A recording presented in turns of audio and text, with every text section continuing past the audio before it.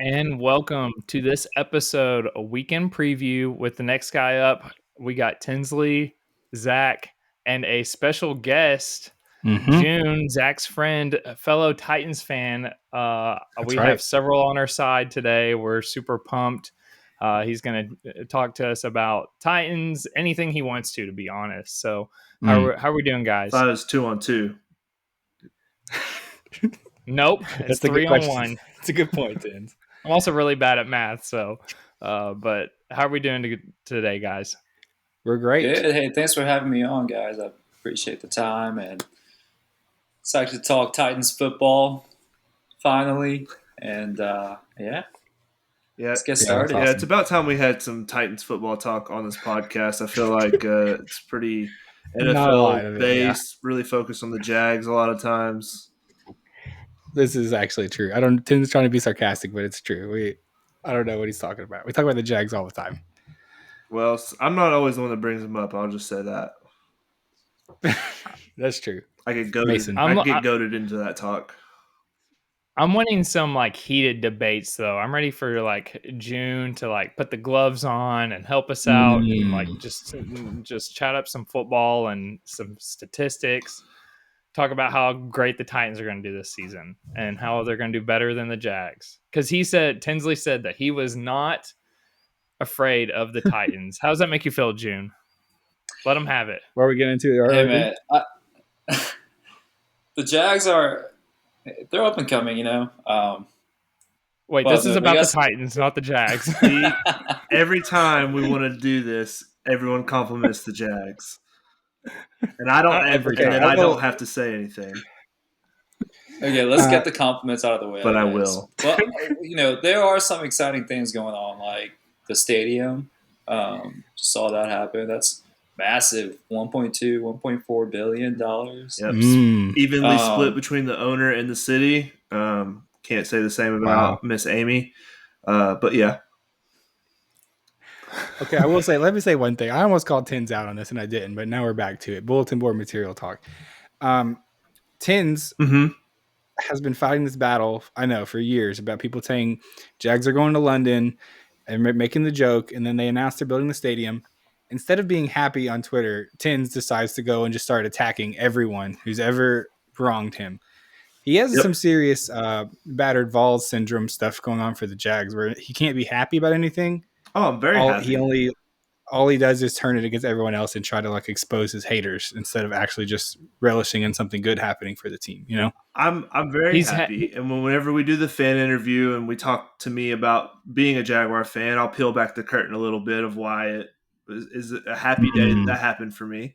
But no, Jason Locafora and Mike Florio deserve to be called out. So those are the two guys I went after on Twitter, and their little supporters wanted to fight for them, and I will gladly fight back. But I'm just saying that we talk all the time about the fact that the first thing you're going to do when the Jaguars win the Super Bowl is you're going to start getting receipts from everyone you've gathered over the years and start sending them out to people and be like, instead of actually being like, guys, the Jags won the Super Bowl, you're going to be like, oh yeah, well, you said this and you said this and you suck. And you're throwing it back at everybody. You know what I mean? Last time I tried to share happy news in a group text with all of us, I was like, look at this awesome deal. The Jags are not moving out of Jacksonville. All of you were just like, oh, it's not been agreed on yet, so I bet they're still moving to London. So no, I tried that once and saw what happened. Okay. Wait, quick question. Shout out Kyle, shout out Robert. Oh no, not shouting out people.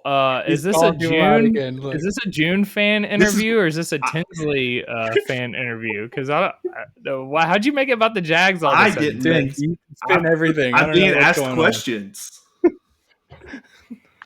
Listen, okay, back to June. It happened this week. It was topical. I saw Tins shooting shots at people on Twitter for seemingly no reason. Oh, they were landing. For days. Oh, they were landing. Hey, like I said, we'll give credit where it's due, and this is we'll get the compliments out of the way, and it's gonna be a Jags beat down all season. So this will be the highlight for any Jags fan that is. So. Okay. Well, Zach has legitimate questions, but I'm just going to shoot this one out here. Are you a Will Levis believer? Yes or no? Yes. 100%. Chips all in. Oh yeah, I do. I bought in, man. I'm all about Will Levis. I know, a lot of UT guys, UT fans are true saying, "Hey, this guy just doesn't look good. He went to Kentucky, but man, he looked." There's some plays he made last year where you just sit and think, "Man, we missed that. We missed that quarterback play. We were not getting that from Tannehill, Mariota, or the 5 quarterbacks before him." Was it the 4 touchdown game that sold you, the very first one? Was that the one that was like? It was the back pedal, back foot throw to D Hop. He has a specific play. My guy right here. All right, that's how you back somebody up. You literally came up with a specific play. And then what happened? Interview questions right now. Yeah, I'm sorry. Go ahead. No, he was getting pressured, throwing off his back foot, touchdown throw to D Hop. It was amazing. I mean, I don't know how you can look at that and say this guy is not going to be good in the NFL. Wow, how could you? I feel like he's already kind of proved himself. You think last year proved himself? In a way, yeah. I mean, it's not like he was Malik Willis and that is true. That is a low bar. That's the lowest bar in NFL history, statistically speaking. Worst QBR I really ever. liked Malik Willis too. So. Okay, well, I feel like before we get more time, like we should run through some of our interview because I think it'll make it. We'll get there. We'll get to modern day soon. By the end of I'm sorry, I got excited. Okay, we'll preview the season. Excited. Mason's jumping the preview questions here. Okay, so June, just to start off, this whole segment, the idea is to talk to people who are longtime fans, been with teams through thick and thin. Which I think, if you are a Titans fan, you are certainly not a bandwagon fan because you're unbandwagonable. It's not a what a word. It's just not one of those teams that people jump onto. So same with the Jags, just to be honest, not right now at least, maybe someday. But definitely not right now and not in the past 20 years. Don't want a bandwagon. Maybe that one time. They don't want any. So the first question, I guess, is to ask, how did you become a Titans fan? How did you come to be someone who supports Titans? Yeah, so this goes all the way back to 2007. That's when my family and I moved to the States. And we were in Jersey at the time. And of course, the Jersey market is you're either a Philadelphia fan, Jets fan, Giants fan, a little bit of Pats too up there. And one of my teachers was a huge Giants fan, so I was like, you know what? I don't know anything about football, but this looks kind of cool, so I'm gonna see what this is about. And I think it was the year of like Tiki Barber, or one of those like good seasons that he had. And I mean, I wasn't watching the game, but I just kind of associated myself with the Giants for a couple of years, and then we moved down to Tennessee in 2009. And we're getting the peak of CJ2K, Heck yeah. Just real cool stuff happening down in Tennessee, and that's when I really started watching football. And I'm like, well, if I'm going to be down here in Tennessee, I'm going to be a fan of the hometown team, So. Was living in Nashville at the time. It just made sense. So 2009, became a Titans fan. Went through the Vince Young seasons, the Zach Mettenberger, Ryan Fitzpatrick, Jake Locker. I mean, just the ups and downs. And then number 2 overall pick, Marcus Mariota, 2015. That was exciting. A lot of ups and downs since, but now I'm here, still a Titans fan. Still running through all the emotions every season. Still getting my hopes destroyed, halfway through the season. That's how it goes. Yeah, sounds about right. But yeah, that's awesome. So you came in, right? Did you go to a bunch of games? Have you been to the stadium and? Yeah, so I've only been to a couple home games. I wish I went to more. Looking back, I've been to a couple practices though, like open during to training camp. public practices, right? And I think both times it was the Patriots that we were practicing with. Oh yeah, So joint got to see practices. Tom Brady, kind of like That's cool. yeah, got to see Tom Brady pretty from afar. Um, and I got a real cool story to tell you guys about that here in a second. Oh, dope! I can't wait. I like a good Tom Brady story. Now that he's retired and not terrorizing the whole league, I can like and respect him. When he was in the league, did not like that guy. Facts. So you actually became a fan kind of right, because that 2008 year was the year that they kind of went off, like they were 13-3 and lost in the divisional round to the Ravens. So you were after that year, right? And I remember that season pretty well. I was locked in that year, and that was, like you said, that was Chris Johnson was doing his thing, and was CJ2K, was that 2009 or 2008? Yeah, that's 2009. Okay, cool. That's pretty awesome. That was a fun team. We'll get there. That was that's kind of whenever I was probably following the Titans the closest. Also, the Tennessee Vols were terrible at that time, so it made sense. I needed one team at least to support.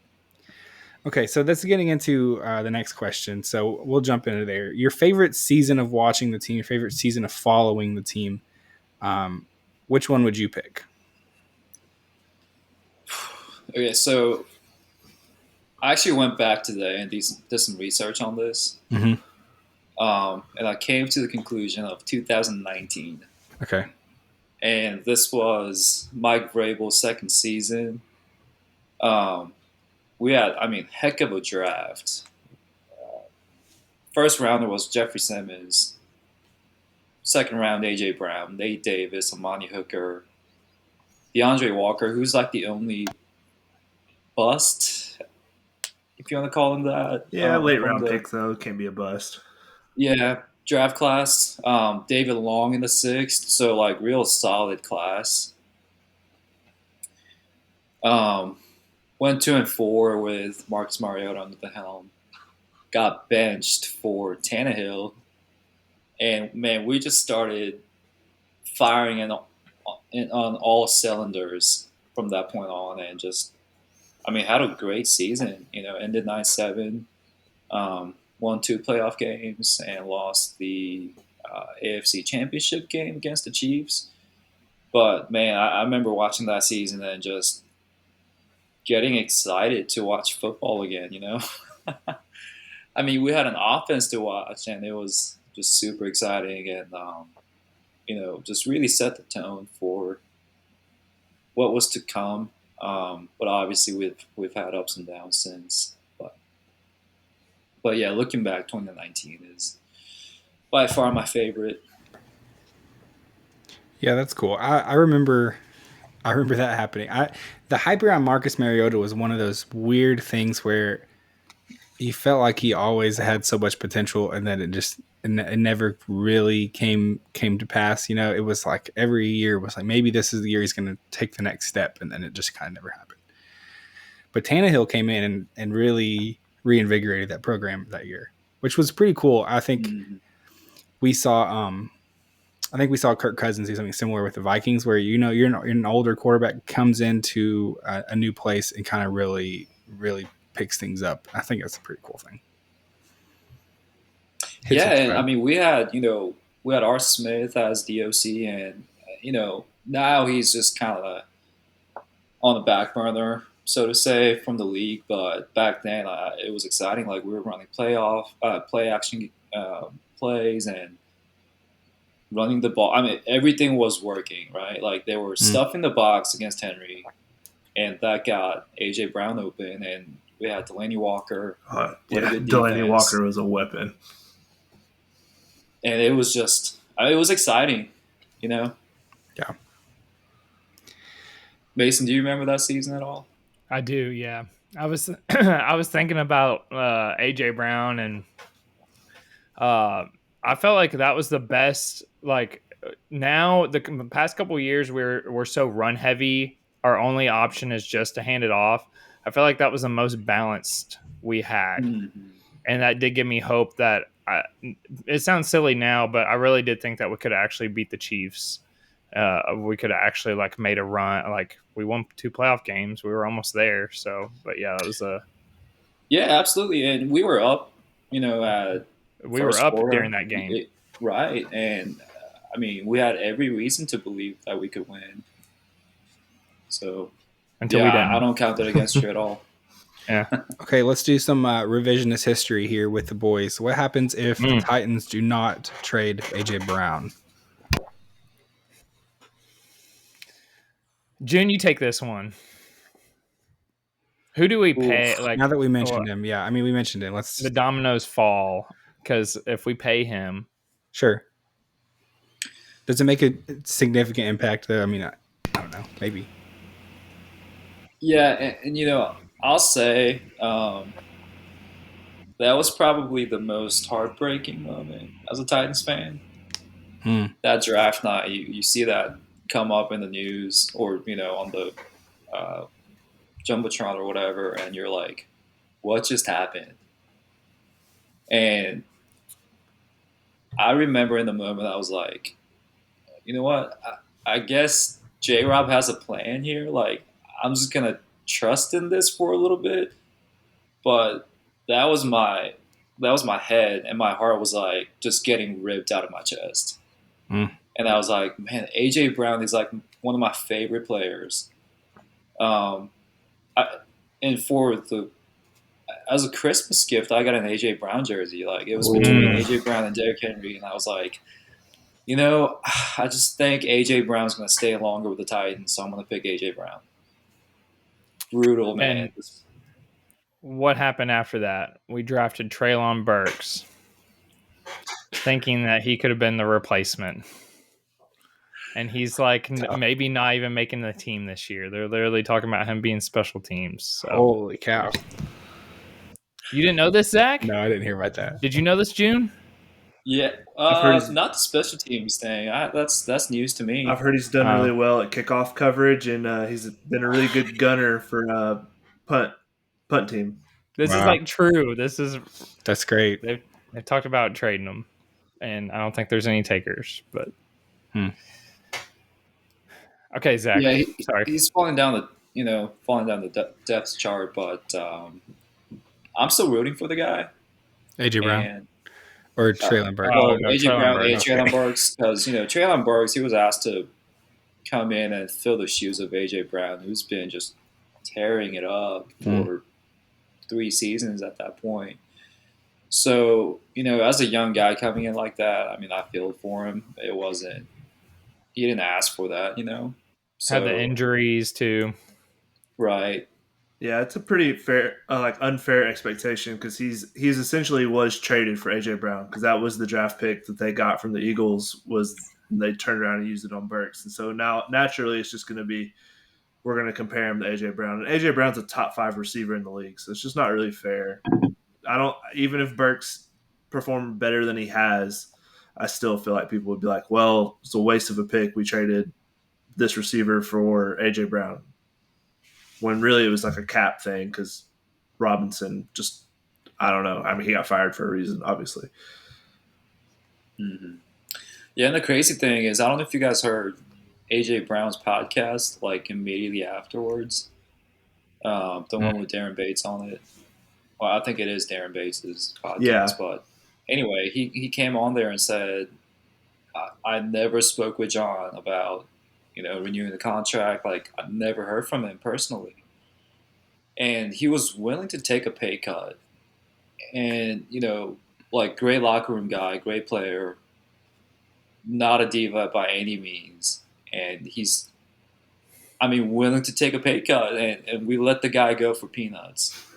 It's insane. Looking back, it's the craziest thing we've ever done as a franchise.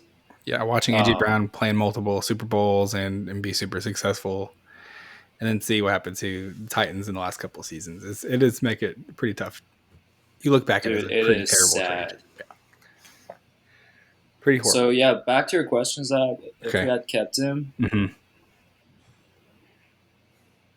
I mean, I don't think we'd be where we are right now. I think Vrabel would have stuck around.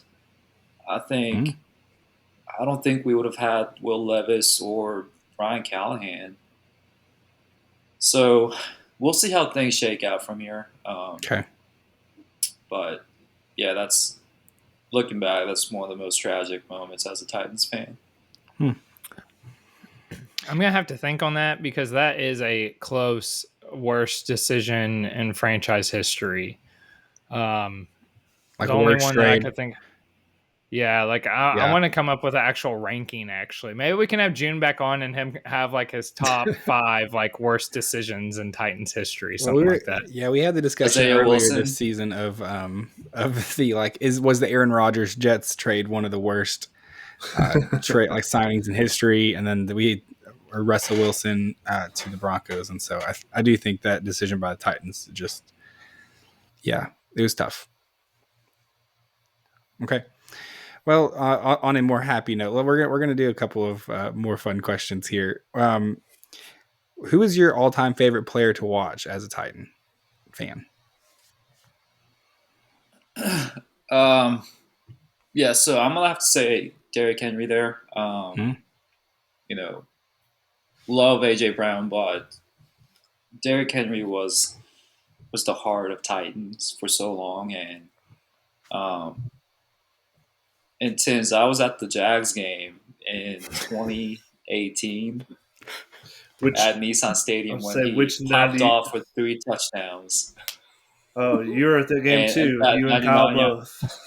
Yeah, we just recently did a draft of our favorite sports moments, and one of our friends picked that as his number 1 sports moment of all time was watching Derrick Henry run for all the touchdowns. So and he was also there in person. So it was.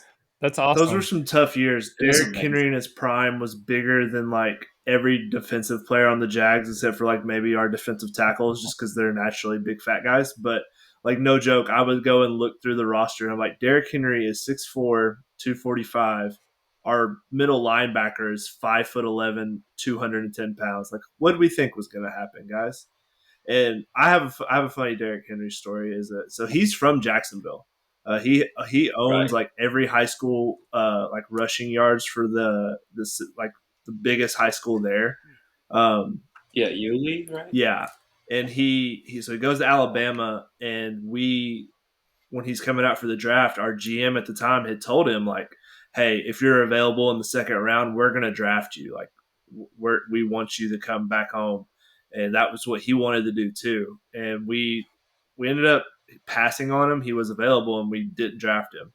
And I saw in an interview like right after he got drafted, he was like, yeah, that really hurt. And I really every time, and I'm glad I went to the Titans because now I get a chance to prove them wrong 2 times a year.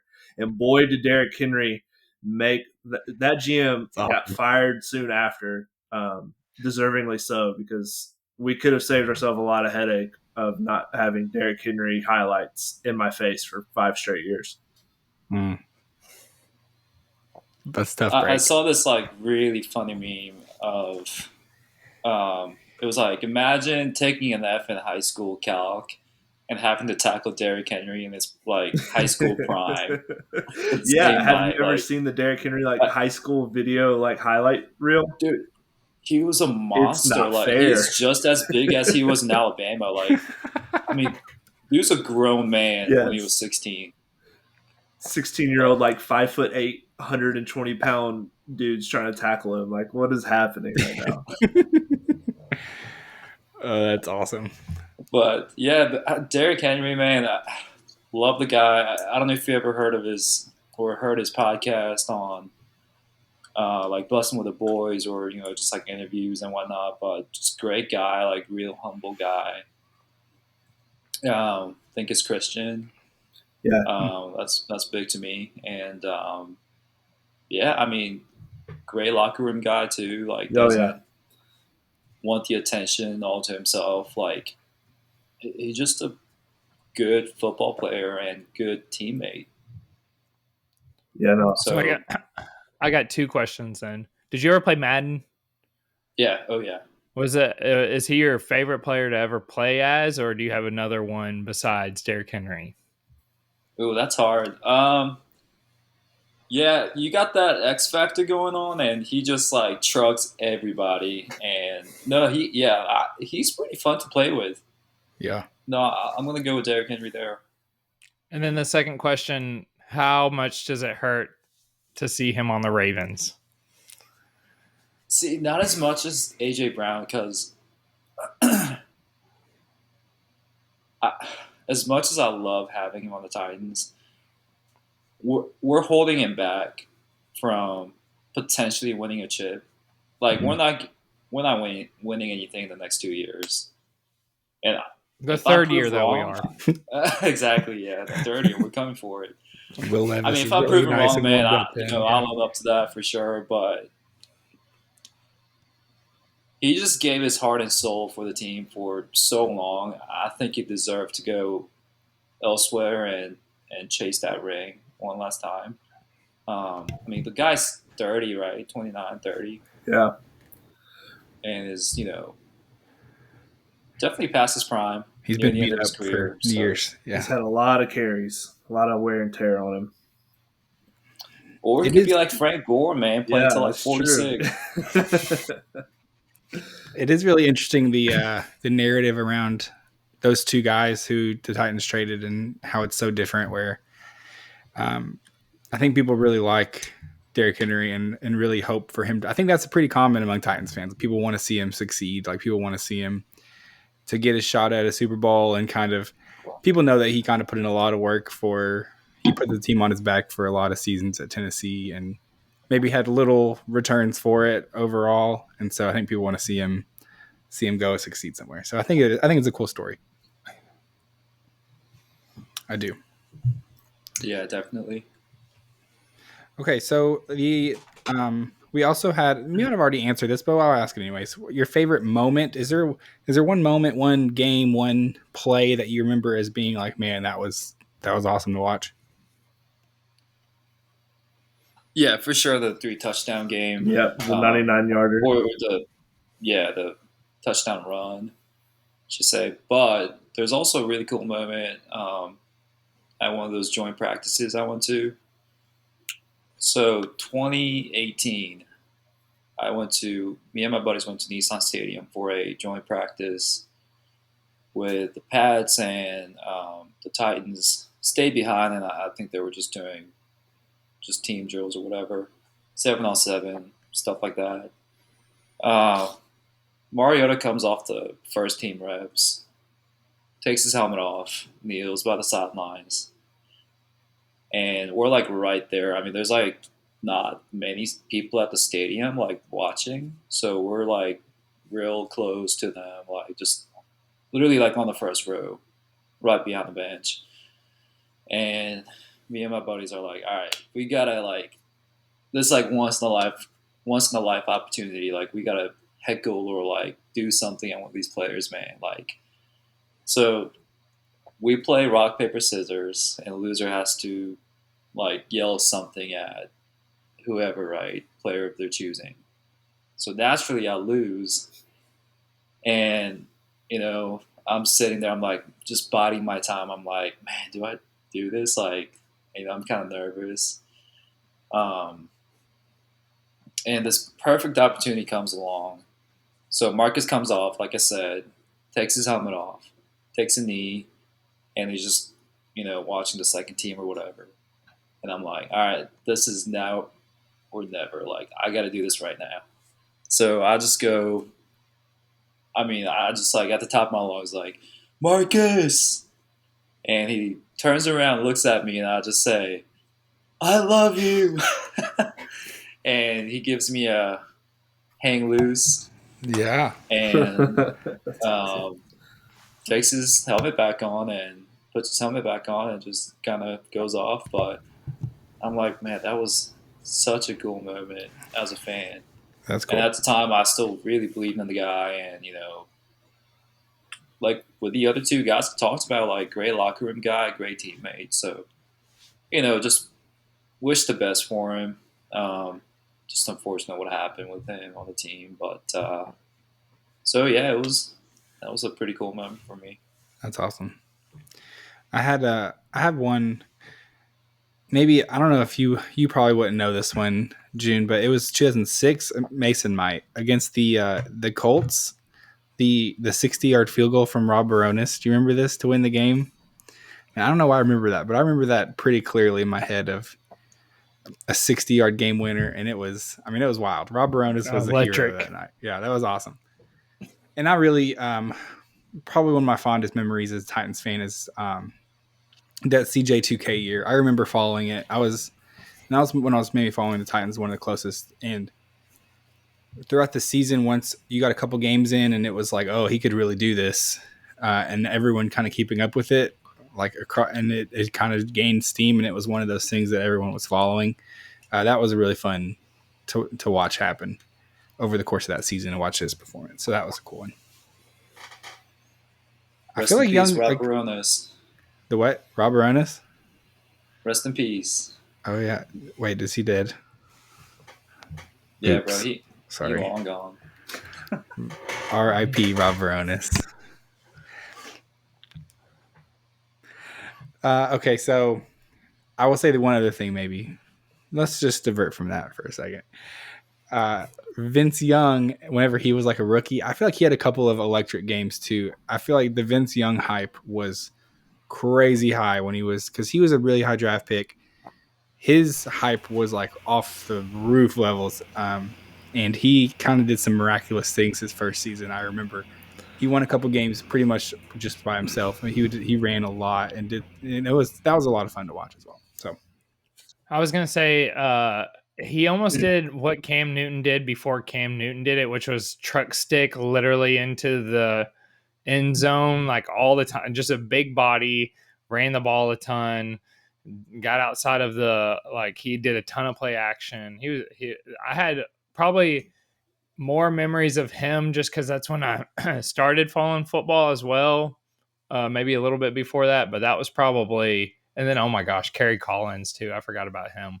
Man, going down this like gauntlet of quarterbacks, and when I mean gauntlet, I mean the opposite of that. Yeah. But he brought up Jake Locker and Fitzpatrick. Oh my goodness, yeah. Hasselback. Fitzpatrick. Boy, what a time! Can't forget that. Yeah, that was. Oh man, my favorite memory. No one asked. It's fine, but Derrick Henry's stiff arm, Bills player, I forget his name, but Josh there's Norman. memes everywhere. Yeah, I watched that live. Like I wasn't there at the game, but I saw it live happen, and then all the memes blew up, and it was just a really like funny moment. It was a very nice change of pace from all the times he did it to the Jags. I was glad it was probably a different jersey. Okay, we're gonna rapid fire through some of these questions. Is there a thing, I don't know, sometimes when you go to games and stuff, you pick up on things that maybe the rest of the people that just watch the NFL casually don't pick up on? Is there anything cool about the Titans that you really like, that you like to watch or that you like to follow, or things that are unique about the Titans and watching them? Man, I would say one of the biggest unique things is that we're just an underdog team, like small market, smaller fan base. And I mean, every single year you watch the power rankings in the offseason and they're like, Tennessee Titans, like number 28, like gets no love from the media. It's just, I mean, it's tough being a Titans fan, but at the same time, like it's great because like it really proves your mettle and your character. And if you can stick just through the worst times with one of the worst franchises and still come out as a fan and you're loyal, I mean, that says something about you, man. Tins. Preach it, brother. Tins, I know Tins understands that one. But no, I was messing. Jags, Titans, the entire AFC South at some point, really. Yeah, not the Titans. We don't care about them. Yeah, the Colts had their time in the shine. The Colts had Peyton Manning. Yeah, they're not in our club either. You don't have to be nice to the Texans and Colts. They're not in our small market. They had a dynasty for a little bit. Yeah, Colts did. No, we don't like either of them. Okay. So next we have some teams have multiple rivals. Is there one team that you enjoy beating the most? Who do you think is the Titans' biggest rival? Okay, so I think the biggest rival. I think this is a two-part question. I think the biggest rival is the Colts, just because living through that Andrew Luck era and Andrew Luck going 11-0 against the Titans, we did not win a single game against him for 5 years. But now it's different, we beat him all the time, and beat him all the time, as in probably half the time. But team I like watching the Titans beat the most, although rare, I will say the Chiefs. I feel like there's a lot of bandwagon fans hopping on. And that one playoff game where Mariota threw to himself, got blocked, and then received that. Great feeling, and it was up there though. It was between the Ravens and the Chiefs, but gonna go outside the division and say Chiefs there. Mason, what would you say there? That's a good answer. I don't know why I was gonna go with the Colts because I had the Chargers as well for some reason. We lost to them in the first round of the playoffs when Philip Rivers was there, and I still tough to this day. I don't know, and Matt having Herbert there. If we ever beat them. That shocked you a little bit, Tins. Was that a random? Yeah, that doesn't feel like a matchup I can think of a lot as Chargers Titans, and I couldn't imagine losing to the Chargers in the first round of the playoffs. Couldn't happen to me. 27-0 still didn't work. I was with you during that. I was supporting you. Why are you turning this into a personal attack? I'm just stating a fact. I don't know what it's like to lose to the Chargers in the first round of the playoffs. What did I say that's not factual? It's not personal. All right, let's keep this going. It was factual. So I feel like growing up, I hated. Maybe this is more hatred. There's a rival, but I hated the Patriots, and they beat us every year in the playoff. There were 3 years in a row where Tom Brady beat the Titans in the playoffs on last second field goals and garbage, and I hated those guys.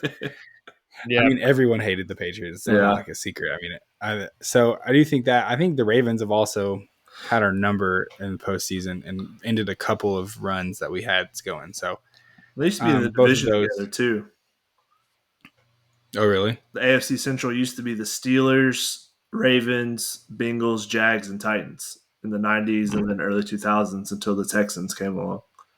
Interesting. Okay, it was. Yeah. Sorry, real quick. It was a wild card game, 2008. So right when June was becoming a fan, if not already a fan, we lost in the wild card game, and that was one of my first big. Because I think that was the first time when I started becoming a fan that we made it to the playoffs. So that was the maybe still holding the grudge. This year, Philip Rivers tore his ACL and still played in the AFC Championship game against the Patriots, I think. 17-6. Wow. Vince Young and Philip Rivers. Vince Young had 0 touchdowns, 1 interception. I remember that game. And 138 yards. And Philip Rivers is out here 300 yards. Yeah. Danny Tomlinson was on that team as well. Oh, Vincent Jackson. Yeah. Was that the Ravens game? No, the Chargers. That was Chargers. Oh, okay. Chargers. It's not good. Yeah. I will say nowadays, maybe it's just because of Tins, but it is fun playing the Jags. I always feel like it's going to be a fun game. Yeah. Pretty competitive usually, and so we always play a random Thursday night against each other. Me and Tins make bets that we. Yeah. That was Thursday night for a long time. The thing that made me hate the Patriots was that. Do you remember that year they beat us 60-0 in the regular season in the snow? After that, I was done. I was like, these guys are the worst human beings alive. They were like running it up. Tom Brady was like on. It was. I've never. That was so bad. It was like Christmas time too. I think it was like very close to. It was November. I remember I got a new phone that same maybe day, and I was like, all right. Maybe it was Thanksgiving Day. Actually, I feel like it was. Holy cow! I was so mad about that. Okay, here we go. Last one. June, I do feel like you are pretty up to date with the moves and with the team right now. So I'd like to hear a little bit of your preview for the upcoming season. We talked about it a little bit.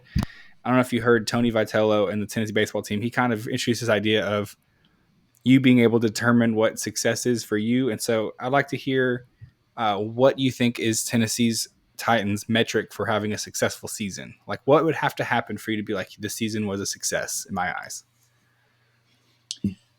I would say at least a winning season, if not a trip to the playoffs.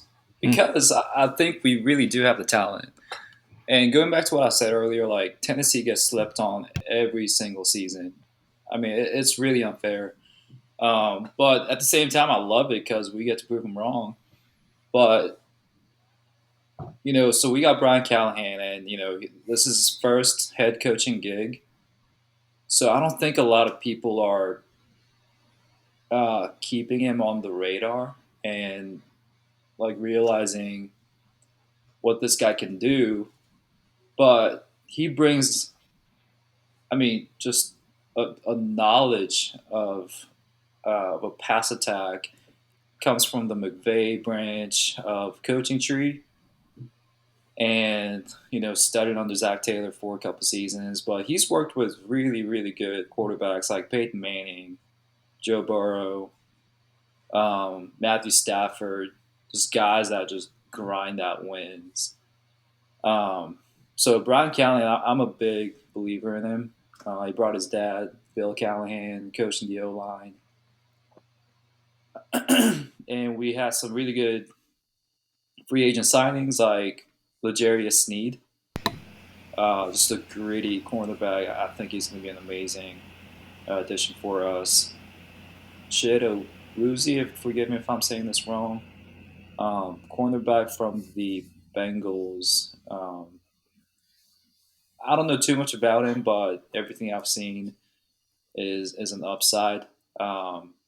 Cushenberry, new center.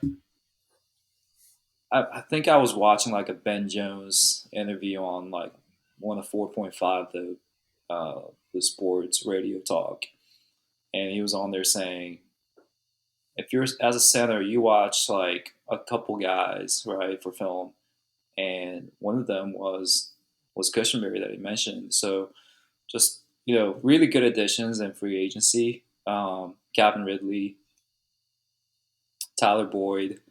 So Tony Pollard, that's the big one I'm missing out on. Yeah, thank you, Tans, for Calvin. Oh, you're welcome. Trust me, you're welcome. Trust me. I hope you enjoy all the highlights from training camp.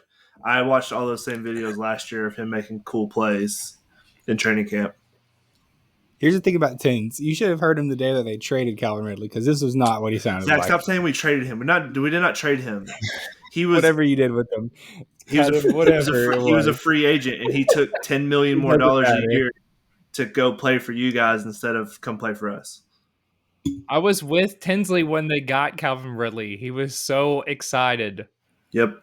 And just to see him flip the player switch in like the league, or who was the seventh player I can't even talk. Seventh leading player in the league in drop passes last year. There it is. That's the only stat that you have that you talk about. Pretty good stat. It's a pretty good stat. It's just there's some random kid on Twitter that would just be like, "Oh, I'm excited for Calvin Ridley," and he'll just like reply back, "Have fun with the most leading, seventh leading drops, buddy or pal." He always finishes it with a buddy or pal. Yeah. I'm attacking some random Titans fan. Okay, so were those catches catchable though? Yeah, they are categorized as catchable passes. They are drops. He had The 7th most drops it's like in the if league. you touch it, you should have caught it kind of situation. No, it's drops where if a player is near him and would have tackled him, he drops it. He does not like to get blown up over the middle. He does not like contact. He is a finesse receiver.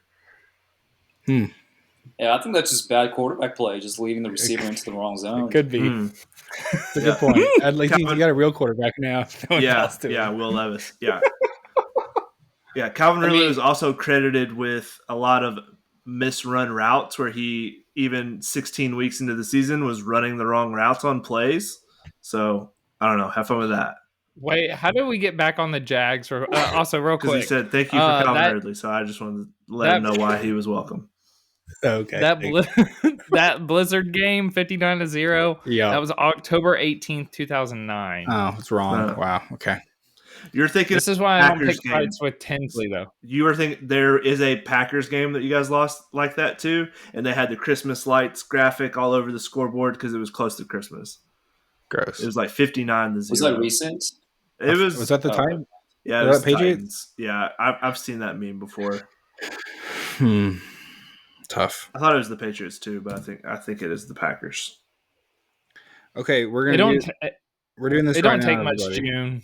Yeah, you're fine. I was just gonna say it don't take much, June, to get him fired up. You just throw in a little small little comment like that, and he's just you got his attention. He said thank you for Calvin Ridley, and I was saying you're welcome. We're gonna put this on the record right now, everybody. Tins, I need you to tell me what you think the record is going to be between Tennessee and the Jags this regular season. 2 games. Do they split them? What do you think? Yeah, no, it's going to be a split. Tins is big, he's a big juju guy. He's afraid to say things that he thinks is going to jinx something. So he knows we could just clip this and play it later. So that's why he's saying it's 1-1. We'll split. You guys will think? Win your home game. We'll win our home game. That's fair. I mean, I'll say we split them. Keep the expectations. Cowards. Here, I'll say something bold. Don't you worry. Calvin Ridley is going to have less drops this year than he did with the Jags. There you go. Yeah, because he probably isn't going to play this whole year. He'll have some mysterious injuries pop up after he got that big bag of money. Sounds just like what a lot of Titans receivers do, doesn't it? Once they get big bags of money. The Titans fans are like, I hope Derrick Henry has a really good season and really thrives. And then you're like, I hope Calvin Ridley is the worst wide receiver in the league this season and drops every pass. He drops all of his passes. Calvin Ridley's a traitor. He was on his way to sign his contract with us, and then the Titans made a last-minute offer, and he said, okay, I'm going to take that. Sounds like good business to me. Yeah, Trevor Lawrence and multiple players were at the facility waiting to celebrate him signing his contract. We're not talking about T-Law right now. We're talking about Trevor Lawrence. This is a Titans podcast. Trevor Lawrence having a baby. It's crazy. Wait, is that true though? Were they actually? Yes, they were there. It was about to be a huge celebration. Dude, that's wild. Trevor did a lot for Calvin, helped him find a house to live in Jacksonville when he got traded. Wow. Took him on his vacation with his wife to practice down in the Bahamas with Christian Kirk to build chemistry. They built a really nice relationship. And then Calvin said, oh, well, the Titans offered me a little bit more money, so I'm a bounce. So it's okay. He can lose our number. On vacation with Trevor Lawrence and his wife? Yes, Christian Kirk and his wife are very good friends with Trevor and his wife, and they all went to the Bahamas last year, and they would go golf and do all that fun stuff. Wow. And Calvin was invited about Trevor Lawrence's personal life, Tins. I do. Zach, do you remember that Calvin Ridley interview I showed you? Yes. Yeah, it was right when he first signed, right? It was his first. It was with Mike Keith. Mm-hmm. So apparently, the Titans interviewed him when he was in college, and was about to get drafted. And the Titans, every time they bring somebody on, they interview them, and they only release the tape if the Titans actually draft them. So non-Titans draftees, their tape will not be shown. But now that Calvin Ridley's on the team, they show the tape and they show the interview, and Calvin Ridley watches it, and he and Mike Heath are talking, and Mike Heath goes, "Hey, what would you say to this guy? Like this guy that you see on the screen, like, you know, the younger you, like 10 years younger or whatever, 7 years. Like, what would you say to this guy?" And Calvin Ridley just, I mean, just kind of like breaks down a little bit. Like, you know, he starts crying and talks about like how he was able to take care of his family, his mom, and this and that, and it kind of got me, dude. I was like, man, this kind of got me emotional, but it was cool to see, though. You know, he was watching his younger self and seeing how far he came along, and you know, and he's a real Titans fan, man. Like, just screwing the Jags over like that, dude. Like, that's a Titan at heart. Got him. He's looking up something right now. No, it's cool. Like, yeah, he's a real Titan at heart. That's why when he got traded to the Jags, and he talked about how, you know, with Trevor Lawrence, I'm gonna show everybody I'm the receiver I was before I gambled on sports and got suspended for a year.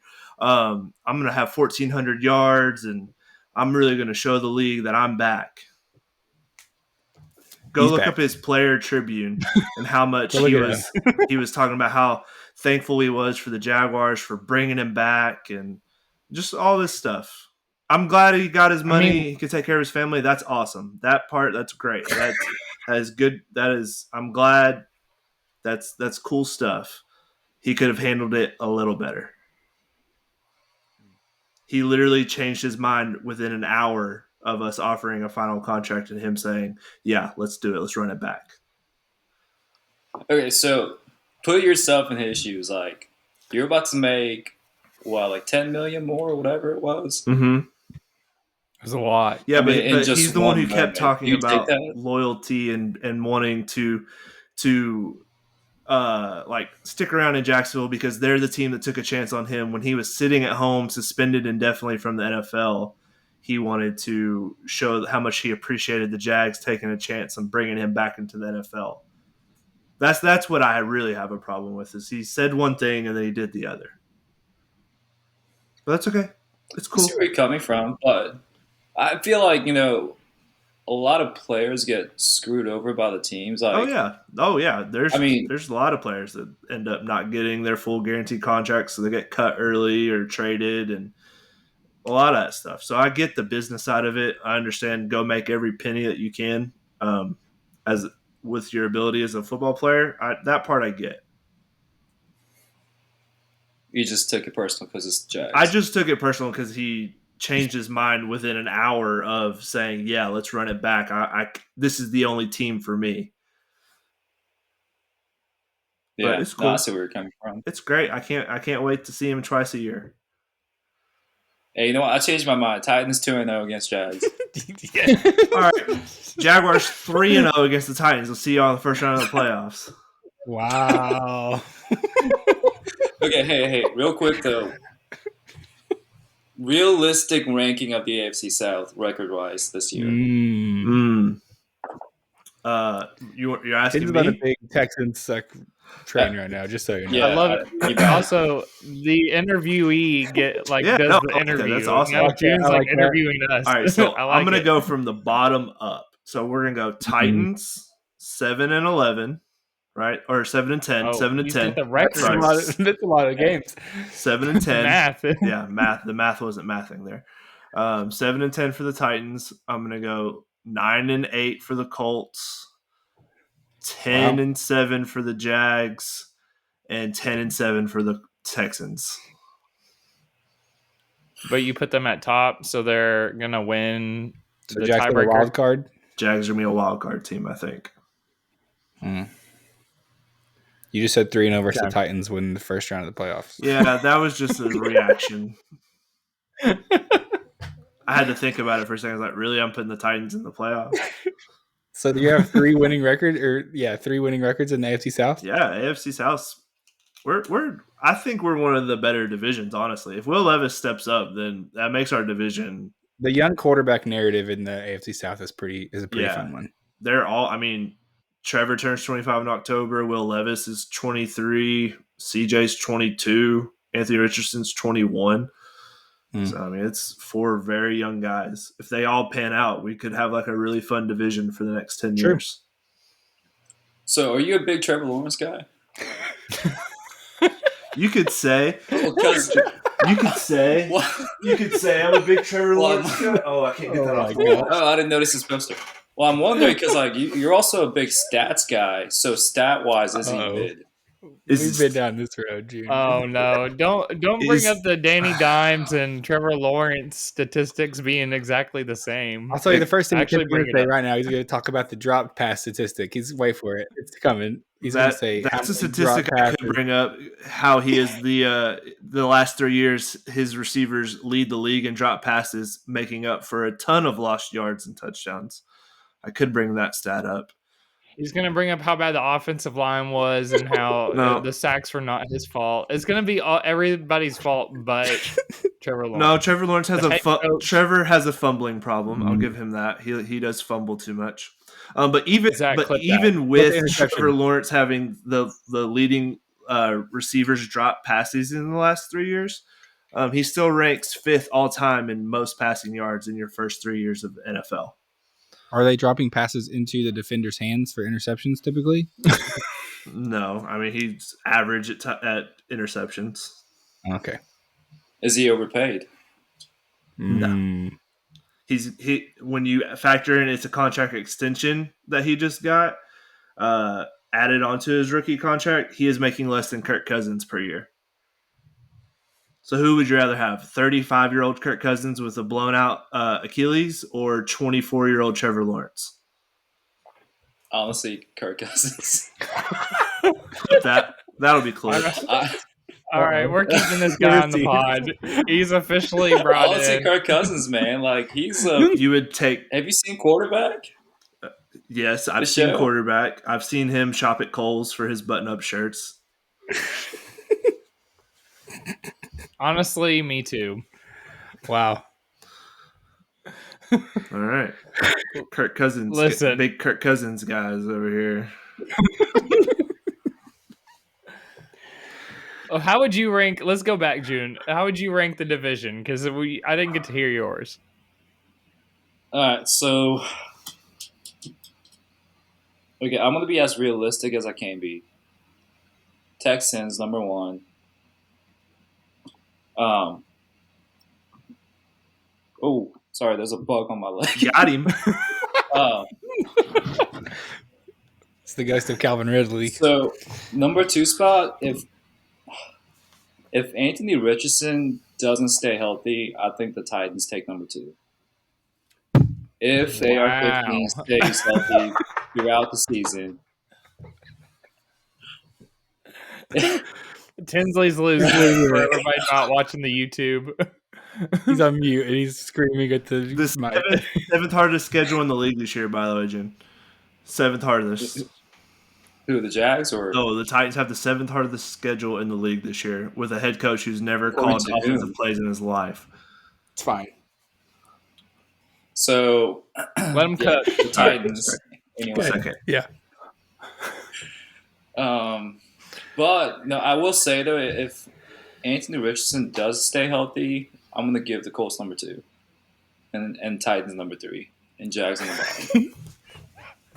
And this is as realistic as it gets. Like, wow. I mean, who won the last game between Jags and Titans?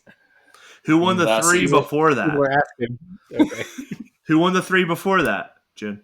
That last one counts the most. Right. But who won the 3 games before that? Singer.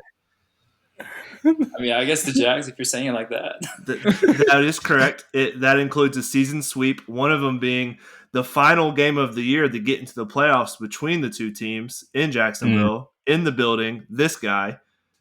Weren't you supposed to win to get into the playoffs last game we played you all? That is something to think about, Mason. Yep, sure were. And you know who dropped a 40-yard touchdown pass? Ask that question. Who dropped a 40-yard touchdown pass when he's wide open? Wait, who threw the pass? Who? June. Maybe are you on Twitter? I'll send you the clip because Calvin Ridley trips and falls and he doesn't catch the ball. Hey, don't give him your Twitter because then you'll get a bunch of like Like he'll make accounts just to just roast you on Twitter. I only have one. I don't put it behind burners. Speaking of which, I do have a Texans fan who has still been DMing me at least once a week since the season ended, off a burner account. He openly admits it's a burner account, but he's a coward, and I know he listens to this podcast, and you're a coward. We do not want to discourage anyone from listening to the podcast, just for the record. Oh yeah, hate listens or clicks count all the same, whether you love us or hate us. But that dude, I mean, he's kind of funny. Sometimes he does make me laugh. I will say I love seeing the Texans fans get triggered over the Oilers jerseys. I mean, those are their jerseys. They're very cool jerseys, though. I mean, I saw the Titans were really mad at the University of Houston for wearing something that looked very similar. So, yeah, no comment on that. All is fair in love and war. All is fair in stealing jerseys. Hey, but going back to what you were saying, though, like I said, Calvin Ridley, a Titan at heart. Sure. Sabotaging the game. Yeah. Love it. I love that. I'm just also random. I'm just really glad Calvin Ridley's back in a state that has legalized sports gambling. I'm sure that'd be really good for him. Never had any issues with that before. Nobody's stealing the Steelers Bumblebee jerseys, by the way. I don't know why you hate those. Those are nice jerseys. What? They're so bad. Okay, we're getting off topic. I guess so. Okay, I feel like we need to wrap it up here. We somehow went a whole hour, so sorry, June. I don't know how that happened. This tends to happen sometimes, though. Maybe we'll have you back on at the end of the season so we can recap. We'll clip everything. We'll have a reaction, see who's correct. We'll see if Jags actually went 3-0 against the Titans. That would be something. We'll see if Calvin Ridley just drops every pass like Tins thinks he might. We'll come back to all these takes that we had. But June, thank you for being on. We do appreciate you. Thanks for sharing your Titans experience with us. It was a lot of fun getting to talk some Titans with you today. Yeah, thank you guys. Thanks for having me on. Yeah, man. Like I said, at the end of the season, we'll revisit this conversation and see how it all shook out later on. All right, and for the next podcast, we have a new episode coming out Monday. So be with us there. We hope you guys have a great weekend, and we will see you then.